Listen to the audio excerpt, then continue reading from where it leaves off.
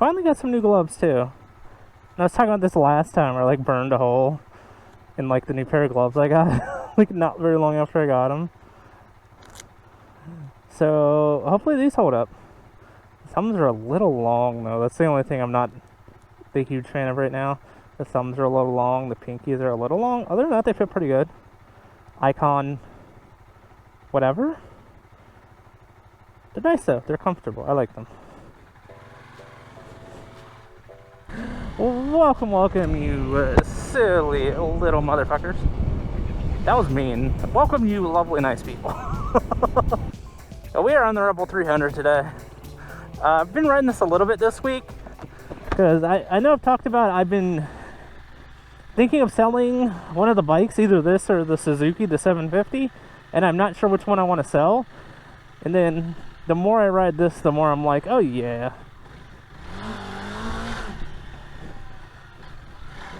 Ooh.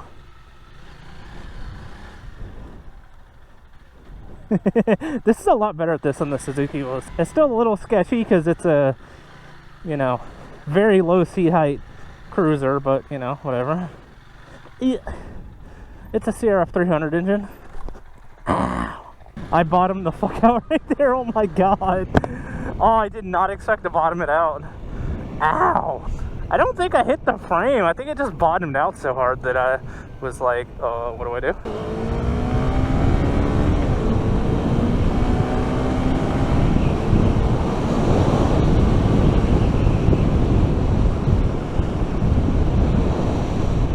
There's that little stutter I've been trying to work out. I can't figure out what's causing that.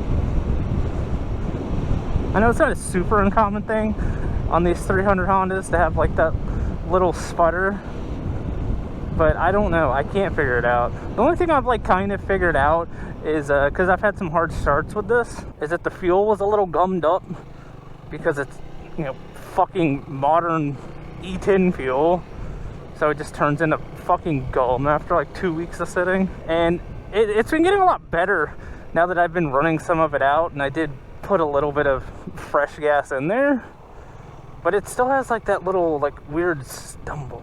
It gets better like once the bike has some heat in it, but it does take a little bit to like kind of get there. And yeah, again, I can't find anything wrong with it. I've had this thing in like fucking DAG mode.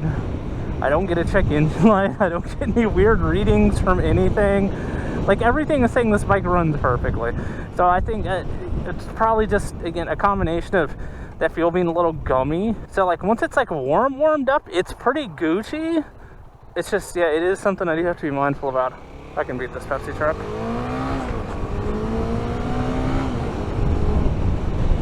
The 300 is fast enough. It's faster than like a fucking Corolla or something, but if this fucking CL430 wanted to leave me, the CL430 would leave me. I think 0 to 60 on these is like low 7s. It's slow. Like, it has enough power where it's fine. I don't feel like this thing needs more power, but it's not fast. If you're expecting to, you know, pull on a Mustang at a stoplight, you're not doing that. If you're expecting to pull on a V6 Camry at a stoplight, you're not doing that. It's not happening. But it's enough. Like, genuinely, every time I ride this bike, I never think I need more power. Like, I think this is fine. This is perfect. It's like very slightly chilly. And of course I have my look cool jacket on. I don't have my keep me warm jacket on. These gloves also do not keep me warm. Fortunately, I do have my warm gloves. Like, not with me, but I do have warm gloves, so I just have to keep in mind. If it's chilly, I won't wear the new gloves. Like, my warm gloves I never wear anyway, so I didn't feel like I needed to replace them, but like my warm weather gloves, like my summer gloves, those things are not in great shape.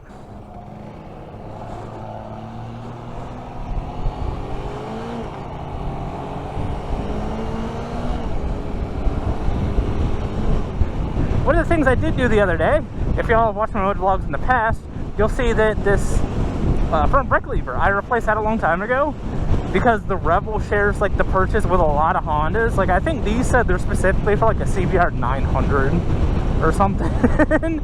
And they also fit like a VT 1300. Yeah, this is not either one of those bikes. but the clutch lever, like, I couldn't get the bolt out for it, so the bolt was actually like fused to the stock lever itself on the inside. And whenever I would like pull the clutch, like, you could see the head of the bolt like spin. It was really stupid, and I couldn't get it out. But what I did over the course of like 2 days is I'd spray a little like penetrating lube in there, and then let it sit, and come back a couple hours later, spray a little bit more in there. I did that like 7 or 8 times.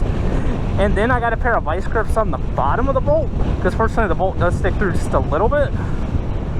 And then I was able to finally get the bolt out. And the bolt actually, like, other than the top of it being a little marred because I was trying to get it off before, the bolt's actually fine.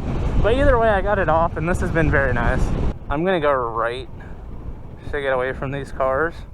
I'm not really going much anywhere, I'm just kind of putting around.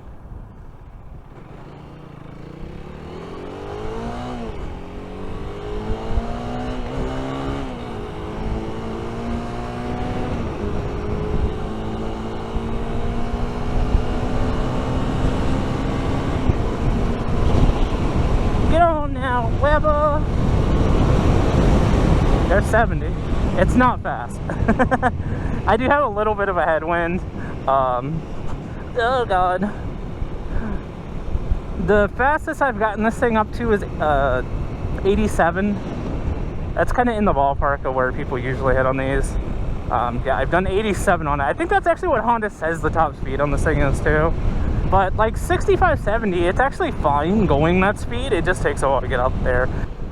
I see dead people. Innocence will never last. Wake me up when September ends. if no one's guessed, I have Green Day in my ear right now. I love how easily this thing turns in. Like, that's one of the things I think not a lot of people talk about the Honda 300 and 500, the Rebels, is because they're just so fucking light. Like, it doesn't feel like you're driving a cruiser when you're on a back road at speed. Like, it doesn't feel like a sport bike, but it doesn't feel like a cruiser. It just feels like a soft standard. Like, again, not in terms of like even riding position or visuals, just in how it like approaches the corner and like turns in, and just how like effortless this is. And how it almost just wants to like just lean into the corner. It's just, it's such a nice thing to ride. I love this fucking bike. I love this bike so much. But yeah, I need to decide if I'm going to get rid of this or get rid of the Suzuki. But if I'm choosing between the two, I don't know, I'm just at this weird crossroad of where I don't think this Suzuki is going to be the one that sticks around. I don't see it happening. Like, this bike gets me everywhere. The Navi gets me all around town and to buy groceries. The Suzuki gets me everywhere, but I don't know. It's like, it's just enough like a sport bike to where I'm like, like, it's much more comfortable than like a Gixxer 750. It's much more relaxed, but it still has that Gixxer 4-cylinder character to it. It's still fucking rowdy. Oversized load. Oh my god. What is this, a Saturday night? They have 2 fucking big ass sheds on that thing. 2 of them. Tua. Are they made by Hawk Manufacturing? They build Tua sheds in the time of one. Sometimes you just gotta purchase that thing. I should just shut the fuck up. I'm sorry, chat. I just said chat. God damn it. It's almost like I've been a streamer for a couple years. I'm sorry, YouTube comment section, I called you all chat. You may chastise me. I do not have the Skibbity Ohio Riz. I am not the Rizzler. I also shouldn't be saying that either, because I'm fucking 30. I'm old. That is not of my people.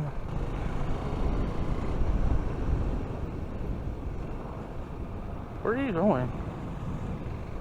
I don't know where that jabroni was going. I'm appropriating Gen Z culture.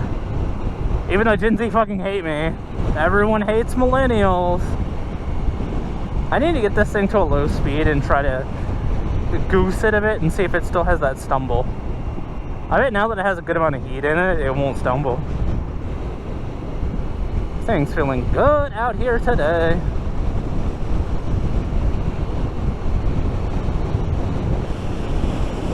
Goosies. also known as fucking assholes. If bird was asshole, goose.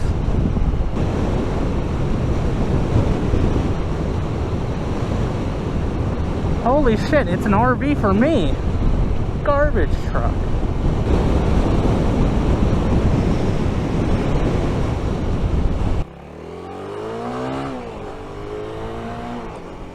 It didn't do it.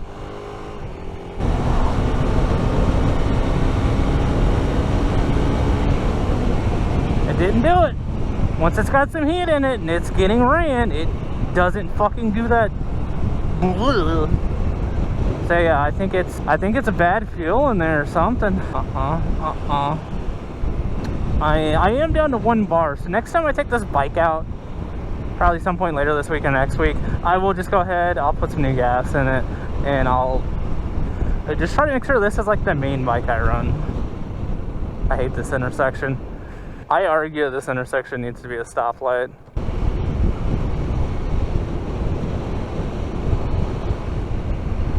Alright, let's head home. Unfortunately, my camera died. So that's fun. Thank you all for coming with me on this little short ride. Always a fun time. Next time, we'll probably take the Navi out. It's been a little while since I've ridden on the Navi. And we might have to take it off-road again. I don't know. I've done that a lot without y'all. I just haven't edited it. Okay, bye.